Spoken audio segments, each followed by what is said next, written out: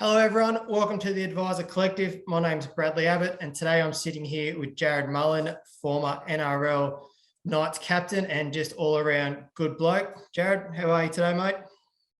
Great intro, mate. I'm going well, yeah? I'm very well, thank you. How's the Sunshine Coast? Yeah, it's beautiful, mate. It's we're fitting in well up here, but fortunately or unfortunately, we'll be moving back soon to Wollongong. I've got a lot of business opportunities down there in terms of my youth work and stuff like that with the NDIS. So, and then a possibly full-time job with the AMS, Aboriginal Medical Service. So, as an AOD worker. So, we'll be back down sooner rather than later, back close to the family, which would be good. So work's obviously keeping you busy since life after football then, evidently? Mate, for the first 2 years, no, I wasn't. I was busy partying and doing all the stupid stuff that, when you sort of lose your identity, as I thought my identity was a rugby league player. When that sort of got taken away from me, I thought my life was over, which is crazy to look back at now. But that's all I identified as a human being, as a rugby league player. But I'm much more than that now. I'm a dad. I'm a loving partner. Great son, all that sort of stuff. So I just love giving back now with the work I'm doing now. That's good. That's good. So just on that topic, like I really don't want to talk about what you've done in the past because it's always been publicised. Like I said, for as long as I've always known you around Newcastle, you've always been a nice guy. So from your experiences of what you've done, what do you carry with today? What do you carry with you today from that adversity that you went through?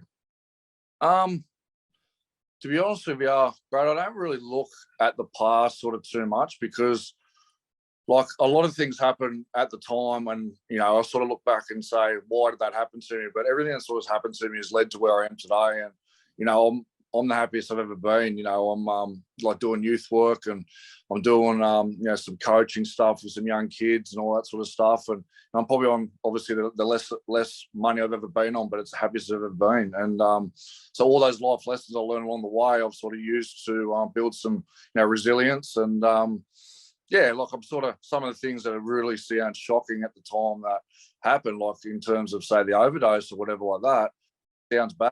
I'm sort of glad it happened, yeah. Yeah, and then so like you said, you take those learnings and you apply them to the kids that you're working with today.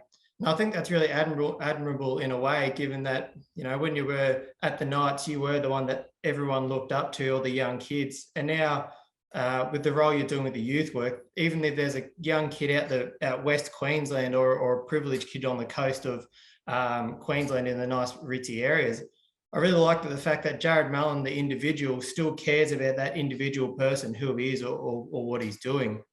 And so you said with that, you're also doing a bit of coaching work. Is that Coach AI? Sorry, I think you've mentioned along the way.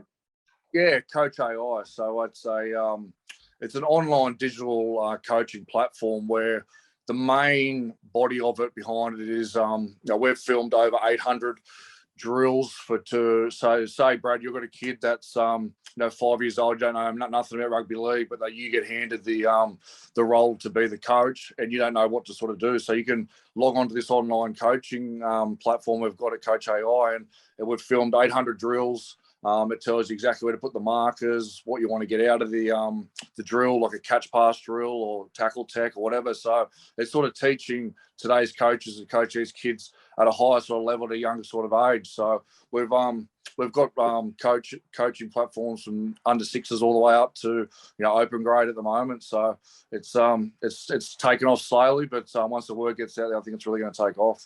It's funny how much technology is, as we know, it's improving the world day by day. But I feel sorry for my poor old coach, Kenny Wilson. He had to teach us the same drills all the time because he got dumped with that job. And I think he ended up getting sick of telling us to do the same drills all the time. So it'll be interesting to see how that develops the young players and teaches the kids as the years go on, I believe, probably. Yeah, and I've got other branches from that too. So I've done like a kicking tutorial thing as well. So Dave Fafita's done a back rowers thing and whatever. So there's little branches coming off Coach AI. So the main reason behind it is so a kid in Dubbo or a kid like out west of Alice Springs and stuff, I can still access the right coaching at the higher level. But just because they live in a rural sort of area doesn't mean they have to miss out, you know. So, like you said, technology is a great thing. But, so anyone can sort of access how to kick like an NRL player, no matter where they are, you know, around the world. And we've had a lot of interest in different countries already. So I think it's going to go, hopefully it's going to explode, but we'll wait and see what happens. We know everything's, very technical and stuff these days. So I'll wait and see what happens. That's cool how you can combine it as a hybrid with your passion for helping the young guys of the world and your skills as a rugby league player. It's quite unique that you can put it all together. Yeah, the kids I've sort of got with my youth work, I've got 12 boys in my care, and I think 10 of them play rugby league. So I think they obviously resonate with me and, what I've sort of done, but also I've lived that path in terms of, I've partied, I've done all those sort of things. I've done I haven't just gone to uni and studied, a degree and haven't really lived that life. So I think they really listen to me, I suppose. When I'm not around, maybe they don't, but when I'm with them, they really, I really enjoy my time with them. They're great kids, and it's going to be tough saying goodbye to them, that's for sure. So, but I've got some work lined up in Wollongong, and hopefully I can continue that sort of work down there. And so with that Coach AI business, the one that you're developing now, you've had a few business ventures over your times, where there's the meat restaurant, property development, properties yourself you've owned, and now this. Is that, as you go into these different properties and operate different businesses, something you learn along the way, you teach yourself? How does all that sort of come about? Yeah, funny you say that. So probably the biggest thing I've learned is like trust. Trust is a big one with me now, because I have been stuffed over a lot of times in the past in terms of, invest in this or do this or whatever sort of thing. And I'm always a people pleaser. I want to just please everyone sort of thing. Well, I was until, obviously a lot of sort of stuff happened to me, and now I've really closed off with some people, or most people, and then it sort of takes a while to sort of earn my trust. So, so that's probably one thing I've learned, to not just, and even though you're earning all the money, don't just throw it there because that person said to do that. Really have a look at what the opportunity is and what the outcome is going to be.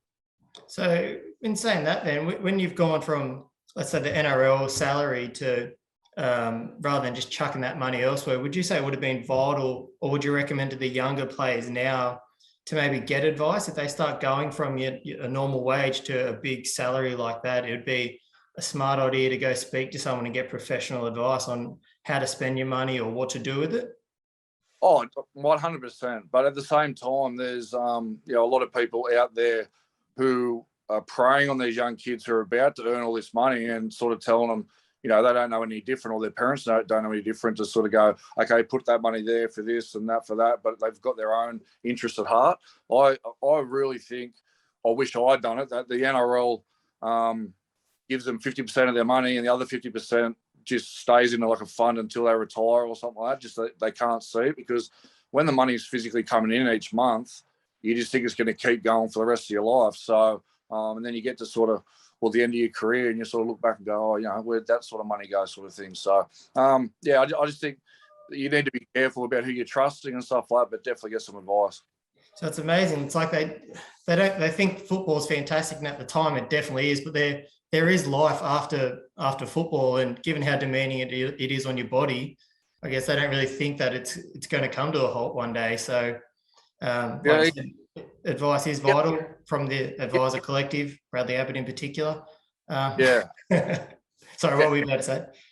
Oh, you just get caught up in the lifestyle and all that sort of stuff, and you're with your mates every day, and you're playing footy and all that, and you know it's going to end at some stage, but you don't want to live in that moment because there's everything so good that like right there and then. So, you definitely need to plan for the future, because, you got 40, 50, 60 more years to live your life and all that after it. So, look, like I said, money's not everything. Like I said before, I'm the happiest I've ever been. I think the more money you earn, the more money you spend. So, if I was sort of out having a night out, or down having a punt, whatever, you sort of spend within your means. So instead of having $100 on a horse, you're having 1,000, or you know what I mean. You're sort of spending whatever you sort of earn. So, yeah, I think it's vital that they put a lot of their money away until so they can't see it, and then so when at the end of their career, there's there's this great big money to sort of invest and do something good with it. So, personal question: how are you finding it going from that NRL salary to, I guess, what I would call like a civilian salary? How have you, like you said, it's a happy shift being, but how did you find the transition, and how have you found it now? Oh, obviously the transition wasn't good. Like with the Asada ban, I just signed a 3-year deal worth a fair bit of money. I only seen sort of 1 month of that money, and then bang, a knock on your door, and then you don't earn that money for 4 years. So go sort of do your best, sort of thing. So I think if I got the opportunity to plan into my retirement, things would have been a lot easier. But I just obviously tried to self-destruct and all that sort of thing. And it was always poor me. Why this happened to me? So I just go and party longer and longer and all that sort of stuff, and well documented what happened. But it's obviously a lot easier when you're earning good money too. But I think you got a lot more problems and all that too as well. But like I said, money didn't make me happy. I'd go out and buy a car. I ended up buying a car. It was Huey Bowman's car, actually.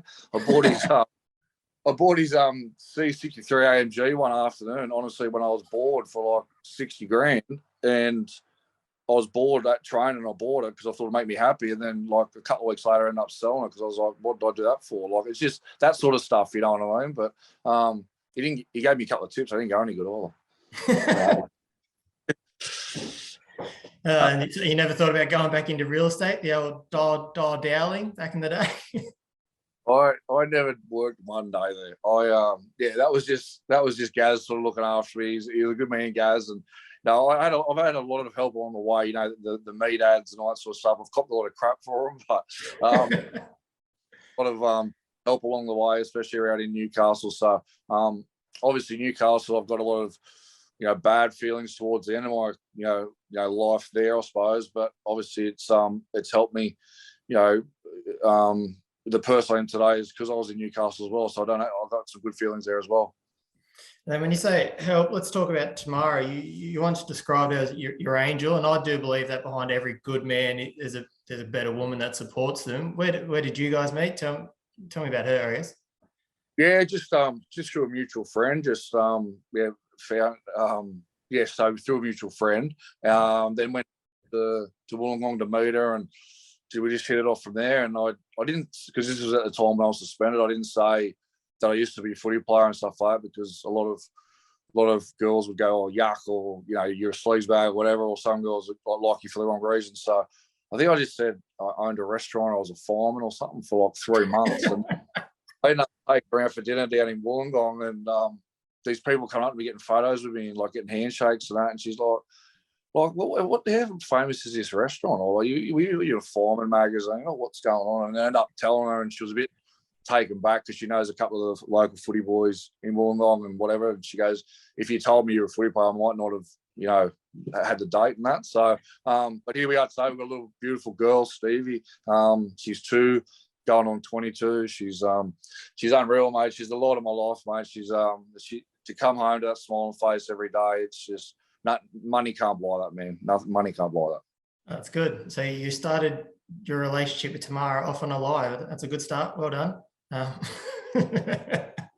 just taking the piss. Hey, work. It did. Evidently, she even admitted it. But I think it's admirable in what she did, because like when you told her, she would have gone through the whole phase of Googled you and publicity seemed what was said. And was there any pressure on her about that? Because I think to be where you guys are now, I think it's really lovely for her to have done what she's done. No, like her family is like beautiful family, like exactly like mine, great family, and they accepted me all the way through. So obviously I had my ban, and then the charges and all that sort of stuff, and she stuck with me the whole way, and the family stuck with me. As soon as I got out of rehab on December 2nd, 2018, I went straight to Wollongong and lived with her mum and dad for 6 months, and that was probably the saving grace for me to get out of Newcastle straight away. So haven't touched drugs and alcohol since. So it's 3.5, coming up 4 years in December. So I think that didn't happen. I'm not saying I would have gone back to that life, but being in and around Newcastle, there would have been a lot of triggers and stuff like that. So getting out of that environment has definitely helped me. And yeah, I got to thank them a lot for what they've done for me. And yeah, it never gets forgotten every day. That's nice. And then, so I guess, like you said, you're finishing up there and moving back down here. What does the next 6 months hold for Jared Mullen and his family then? Yeah, so well, I went back a couple of weeks ago and ended up getting all these text rumours saying I was signed with all these footy clubs in Wollongong and all this stuff. I'm like, no, I just went down to visit. So We're just talking about. look, I'm too old now, man. I don't know. I might give it one more crack for you, but look, I'm obviously going to continue the youth work down there. I'll put some feelers out. There's plenty of families, so we're ready to go and continue to coach AI. And then yeah, hopefully the full-time role with the AMS down there. So a lot of good things are happening, and you know, I've got a lot to thank for it being clean and sober. I wouldn't have these opportunities if I was still in, you know, using an active addiction. So for me to be, you know, clean and sober, a lot of good things are happening. So just got to keep it up.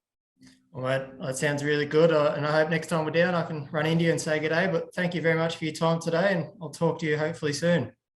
No worries, brother. Cheers. See you, mate.